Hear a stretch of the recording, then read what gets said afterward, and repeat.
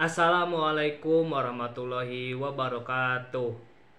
Alhamdulillahirabbil alamin. Assalatu wassalamu ala asrofil anbiya'i wal mursalin wa ala alihi wa sahbihi ajmain, amma ba'du.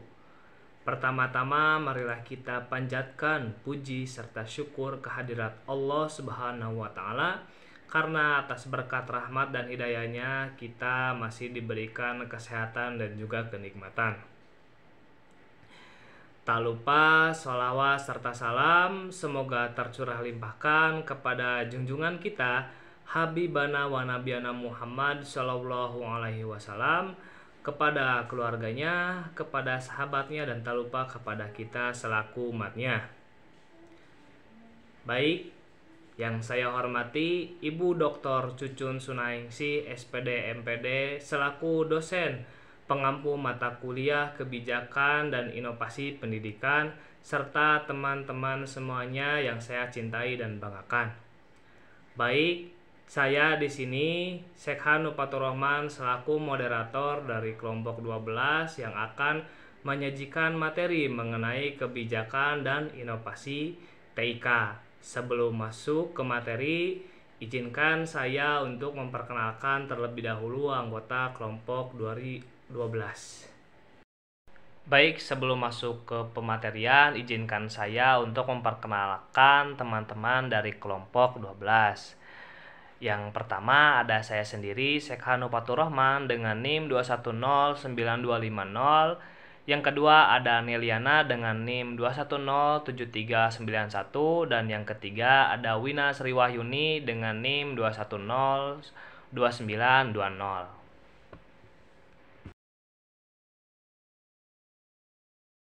Menurut Richard Warner dalam website New World Dictionary and Communication disebutkan bahwa teknologi informasi adalah pemrosesan, pengolahan, dan penyebaran data oleh kombinasi komputer dan telekomunikasi.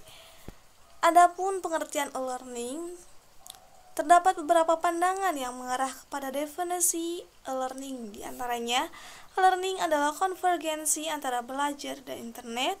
Bank of America Securities, e-learning adalah pembelajaran yang dapat terjadi di internet menurut Cisco System, dan ada juga yang berpendapat bahwasanya e-learning adalah keseluruhan variasi internet dan teknologi web untuk membuat, mengirim, dan memfasilitasi pembelajaran menurut Robert Peterson dan Piper Capray. Pada akhirnya, electronic learning dapat didefinisikan sebagai upaya menghubungkan pembelajar, siswa dengan sumber belajar, database, pakar atau guru, perpustakaan, yang secara fisik terpisah atau bahkan berjauhan. Interaktivitas dalam hubungan tersebut dapat dilakukan secara langsung, sinkronus, maupun tidak langsung, asinkronus.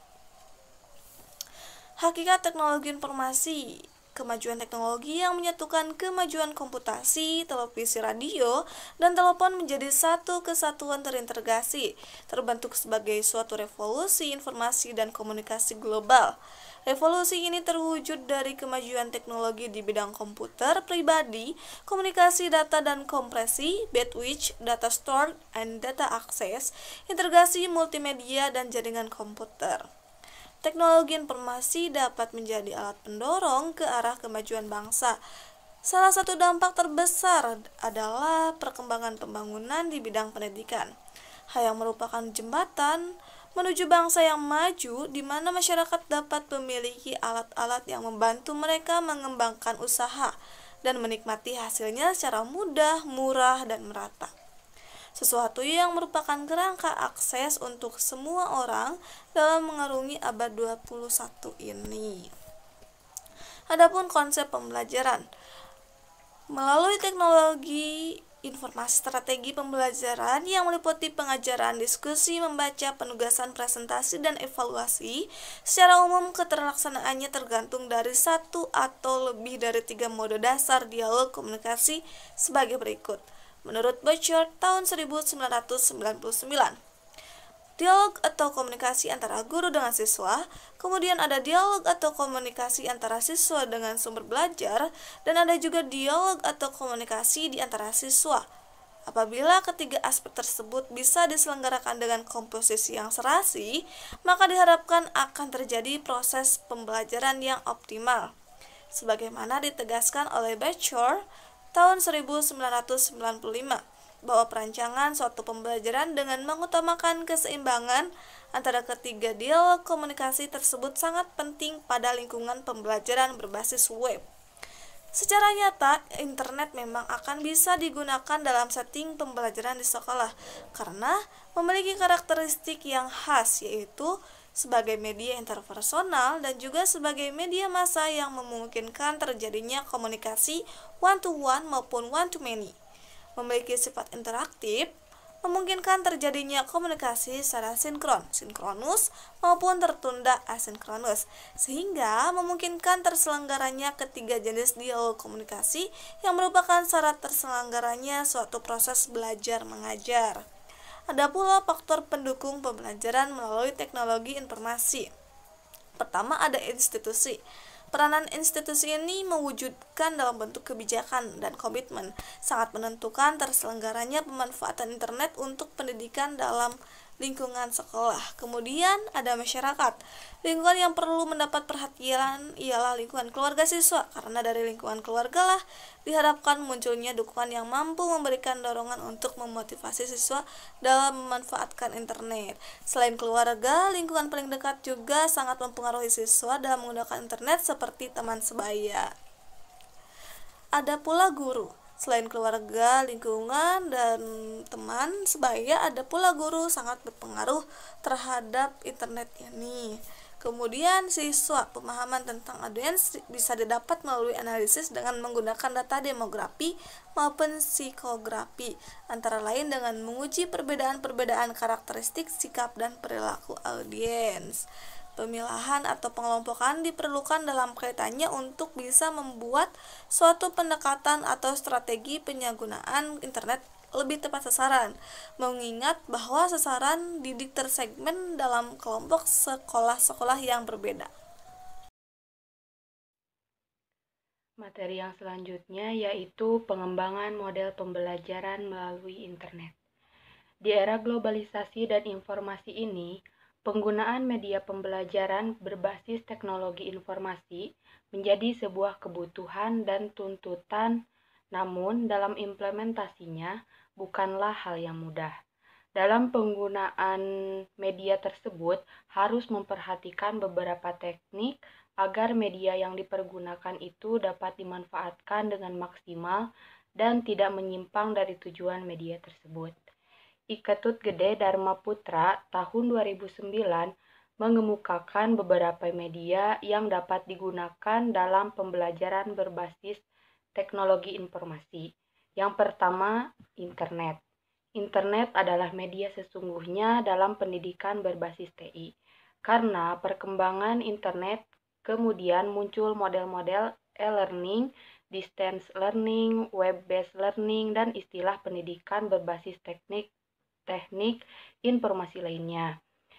Internet merupakan jaringan komputer global yang mempermudah, mempercepat, dan distribusi delapan informasi dan pengetahuan atau materi pembelajaran sehingga materi dalam proses belajar mengajar selalu dapat diperbaharui. Yang kedua yaitu intranet. Apabila penyediaan infrastruktur internet mengalami suatu hambatan, maka intranet dapat dijadikan alternatif sebagai media pendidikan berbasis TI. Yang ketiga, mobile phone. Pembelajaran berbasis TI juga dapat dilakukan dengan menggunakan media telepon seluler. Hal ini dapat dilakukan karena kemajuan teknologi telepon seluler yang pesat. Seseorang bisa mengakses materi pembelajaran, mengikuti pembelajaran melalui telepon seluler. Begitu canggihnya perkembangan teknologi ini sampai memunculkan istilah baru dalam pembelajaran berbasis TI yang disebut dengan m-learning atau mobile learning. Yang selanjutnya yaitu flash disk. Media flash disk dapat menjadi pilihan apabila koneksi jaringan internet atau intranet tidak tersedia. Materi pembelajaran disimpan dalam media tersebut, kemudian dibuka pada suatu komputer, lalu pemanfaatan media flash disk ini merupakan bentuk pembelajaran berbasis TI yang paling sederhana dan paling murah.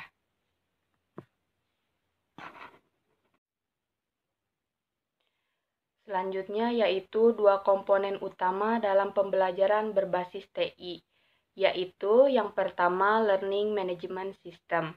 LMS merupakan suatu sistem komputer yang dapat diibaratkan sebagai staf administrasi yang akan mengatur penyelenggaraan proses belajar mengajar. Berikut adalah beberapa fungsi dari LMS. Yang pertama, mengelola materi pembelajaran. Yang kedua, merekam aktivitas belajar mengajar. Yang ketiga, melakukan evaluasi. Yang keempat, media komunikasi. Dan yang kelima, pelaporan. Yang kedua yaitu learning content. Learning content merupakan materi pembelajaran itu sendiri yang akan disajikan kepada peserta pembelajaran. Isi materi harus dibuat oleh mereka yang punya kompetensi di bidangnya. Tidak peduli apakah mereka memahami banyak tentang TI atau tidak. Setelah isi materi selesai dibuat, baru kemudian dibuatkan versi elektroniknya oleh para pengembang konten sehingga bisa dimasukkan ke LMS. Penyajian konten harus mengandung daya tarik sehingga peserta memiliki minat untuk membaca atau mempelajari. Mengandung unsur-unsur animasi, suara video, dan simulasi. Namun, demikian harus tetap memperhatikan jaringan internet atau intranet sehingga tidak terlalu lambat tampil saat dipelajari oleh peserta didik.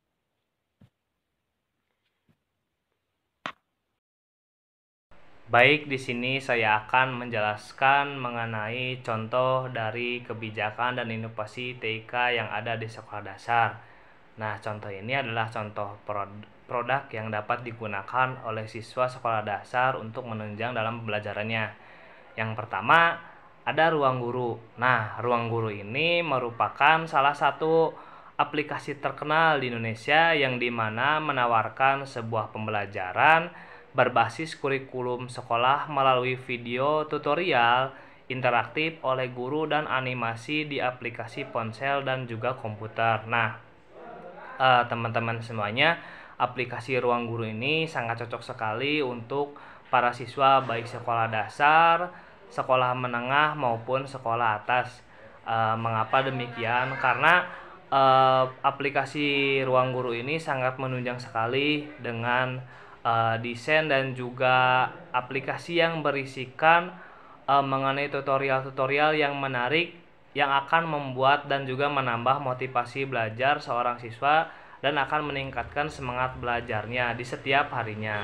Mungkin aplikasi Ruang Guru ini sangat cocok sekali untuk digunakan untuk para siswa baik di kalangan sekolah dasar, menengah maupun sekolah atas. Baik, yang kedua yaitu aplikasi Zoom. Nah, aplikasi Zoom ini merupakan sebuah layanan konferensi video berbasis cloud computing. Aplikasi tersebut dapat digunakan dalam berbagai perangkat seluler seperti desktop hingga telepon dan juga sistem ruang. Nah, pada umumnya para pengguna aplikasi ini menggunakannya itu untuk melakukan meeting hingga konferensi video dan juga audio. Nah, tadi selain Ruang Guru ada juga aplikasi Zoom yang dimana aplikasi ini sangat membantu sekali untuk siswa, khususnya siswa sekolah dasar ketika melakukan pembelajaran secara daring. Nah, mengapa demikian? Karena aplikasi ini merupakan aplikasi yang sangat lengkap dari segi fitur maupun keunggulannya. Nah, di dalam aplikasi ini biasanya kita bisa saling bertatap maya, menggunakan video maupun audio, serta bisa untuk share screen atau menampilkan layar materi yang akan disampaikan. Yang selanjutnya yakni Google Classroom. Nah, Google Classroom ini merupakan aplikasi yang disediakan oleh Google ya secara gratis dan juga bisa digunakannya juga secara gratis ya, tidak berbayar. Nah, Google Classroom ini sangat memudahkan sekali baik untuk siswa maupun guru agar tetap terhubung baik di dalam maupun di luar kelas. Nah, di dalam Google Classroom ini banyak sekali fitur-fitur dan juga ada fitur kita bisa menjadi seorang guru dan juga kita bisa menjadi seorang siswa. Nah, dalam fitur menjadi seorang guru, kita dapat membuat soal dan juga kita dapat menilai soal. Ketika kita menjadi seorang siswa, kita dapat mengirimkan tugas-tugas dan juga dapat melihat nilai, serta dapat memberikan komentar sehingga dapat terhubung dengan guru maupun dengan siswa lainnya. Baik, yang terakhir yakni aplikasi Brainly. Nah, Brainly ini adalah sebuah platform media sosial berbasis pendidikan yang menghubungkan pengguna satu dengan pengguna lainnya untuk saling bertukar pertanyaan dan juga jawaban. Nah, aplikasi ini atau kita biasanya menggunakan aplikasi Brainly ini di website ya, teman-teman semuanya. Nah, Brainly ini sangat membantu sekali ya, khususnya untuk siswa sekolah dasar untuk menjawab pertanyaan-pertanyaan yang kurang difahami ya. Nah, selain itu juga dalam fitur-fitur di Brainly ini biasanya kita dapat menuliskan sebuah pertanyaan dan juga kita dapat menjawab dari pertanyaan-pertanyaan orang lain, sehingga kita bisa saling bertukar pertanyaan maupun jawaban. Baik, pematerian telah selesai. Izinkan saya untuk membacakan kesimpulan. Kesimpulannya yaitu teknologi informasi adalah pemrosesan, pengolahan, dan penyebaran data oleh kombinasi komputer dan telekomunikasi. E-learning adalah keseluruhan variasi internet dan teknologi web untuk membuat, mengirim, dan memfasilitasi pembelajaran menurut Robert Peterson dan Piper Jaffray. Nah, konsep pembelajaran melalui teknologi informasi ada 3, yaitu yang pertama, dialog atau komunikasi antara guru dengan siswa. Yang kedua, dialog atau komunikasi antara siswa dengan sumber belajar. Dan yang ketiga, dialog atau komunikasi di antara siswa. Selain itu juga, internet mempunyai 3 karakteristik dan 4 faktor pendukung pembelajaran melalui teknologi informasi, yaitu institusi, guru, masyarakat, dan juga siswa.